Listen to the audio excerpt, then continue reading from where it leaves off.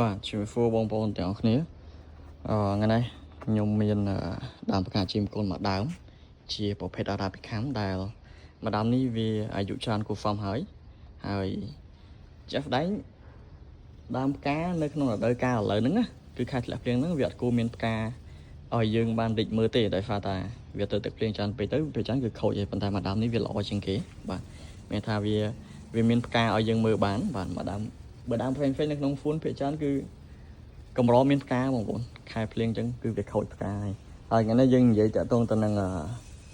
តាដើមផ្កាជាមង្គលហ្នឹងដើមទំហំប៉ុន្មានទើបវាមានផ្កាឲ្យយើងបានមើលបានបាទជាទូទៅដើមផ្កាជាមង្គលនេះ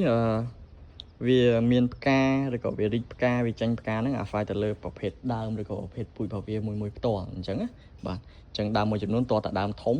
បានវាចេញផ្កាយើងមើលបើដើមមួយចំនួនដើមនៅទូចក៏វាមានចេញផ្កាដែរអញ្ចឹងអាយុចាប់ពី1ឆ្នាំឡើងទៅលើទៅគឺវាអាចមានចេញផ្កាហើយបាទអញ្ចឹងតកតងទៅនឹងអាយុកាលរបស់វាផ្ទាល់ហើយនឹងទំហំដើមរបស់វាអញ្ចឹងបើបងប្អូនមានដើមផ្កាមិនបាច់ភ័យថាដើមផ្កាខ្ញុំដាំយូរមិនក៏វាអត់មានចេញផ្កាអាហ្នឹងមិនមែនជាបញ្ហាទេបងប្អូនព្រោះដើមផ្កាការលូតលាស់របស់វាខុសគ្នាអញ្ចឹងណាបាទអញ្ចឹងបងប្អូនថែវាឲ្យតែល្អទៅនៅពេលវាធំទៅគឺវានឹងចេញផ្កាមិនបាច់បារម្ភរឿងខ្លាចថាវាអត់ចេញផ្កាឯព្រោះអាហ្នឹងវាជាដើមផ្កាអញ្ចឹងបងប្អូនអញ្ចឹងបងប្អូនបាច់ភ័យចំណុចហ្នឹងទេបាទហើយមួយទៀតបងប្អូនក៏គួរថាដើមផ្កាជាមង្គលហ្នឹងវាមួយឆ្នាំចេញផ្កាមួយដងតាមបទពិសោធន៍ដែលខ្ញុំដាំផ្កាជាមង្គលនេះ4ឆ្នាំជាងនេះមកគឺឃើញថាដើមផ្កាជាមង្គលនេះវាចេញផ្កាមួយឆ្នាំច្រើនដងអាចថា4ដងឬក៏5ដងប៉ុន្តែគួរថាតើក្នុងចន្លោះខែណាដែលវាចេញផ្កាឲ្យយើងមើលបានច្រើនណាហើយវាអត់ខូចផ្កាទៅទៀតអញ្ចឹងវាមានខែរបស់វាបងប្អូនខែដែលវាចេញផ្កាបានច្រើនវាមានគួចកញ្ចុំផ្កាមកហើយវារីកឲ្យយើងមើលបានគឺចន្លោះខ្ទង់ខែ10ទៅមានថាក្នុងខែ10ហ្នឹងគឺចាប់ផ្ដើមនៅរដូវប្រាំង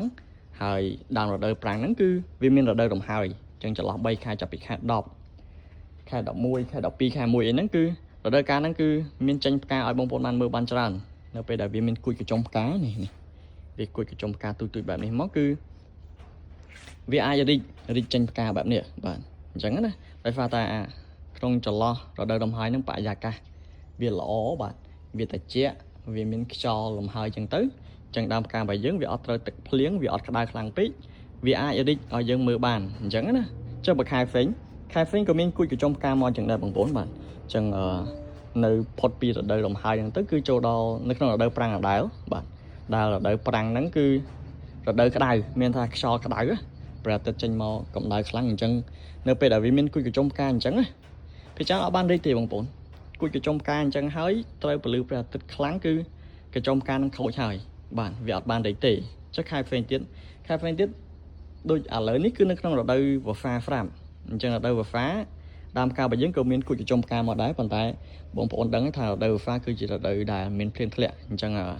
អាការធ្លាក់ភ្លៀងហ្នឹងវាធ្លាក់ភ្លៀងច្រើនដងពេកវាត្រូវជាមួយនឹងផ្កានេះ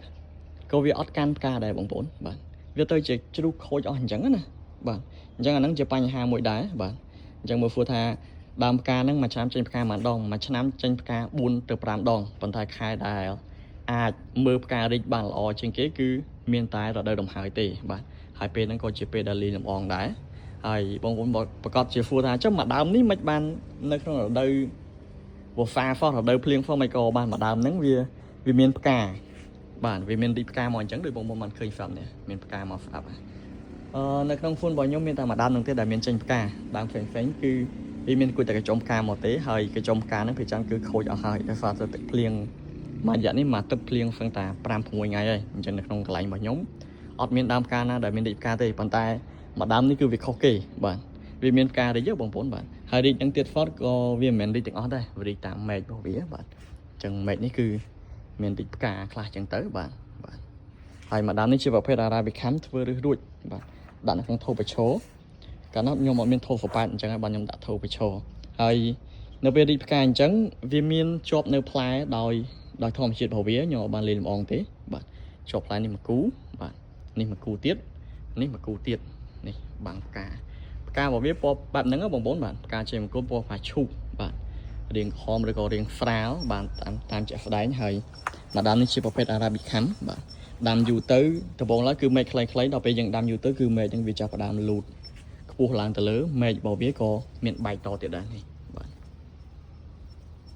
បាទមានបែកមេឃមកអញ្ចឹងទៀតទៅអញ្ចឹងនៅពេលយើងថាយូរទៅដល់រដូវកាលចេញផ្កាគឺវានឹងចេញផ្កាតាមមេឃនឹងគ្រប់មេឃអញ្ចឹងនៅពេលក្រោយគឺវានឹងស្អាតជាងនេះបាទហើយនេះស្នាមនេះអត់មានបញ្ហាណាបងប្អូនបាទដោយសារតែកាលនោះវាត្រូវកម្ដៅព្រះអាទិត្យខ្លាំងទៅវាទៅជា flock បន្តិចប៉ុន្តែអត់ប៉ះពាល់ដល់សុខភាពដើមរបស់វាខាងក្នុងទេបាទអញ្ចឹងមានតែប៉ុណ្ណឹងទេបាទស្វាចងល់តាក់ទងទៅនឹងថាដើមផ្កាចេញមង្គលពេលណាវាមានផ្កាហើយខែណាដែលវាមានផ្កាឲ្យយើងរីកវាចេញផ្កាយើងរីកបានមើលល្អបាទអរគុណ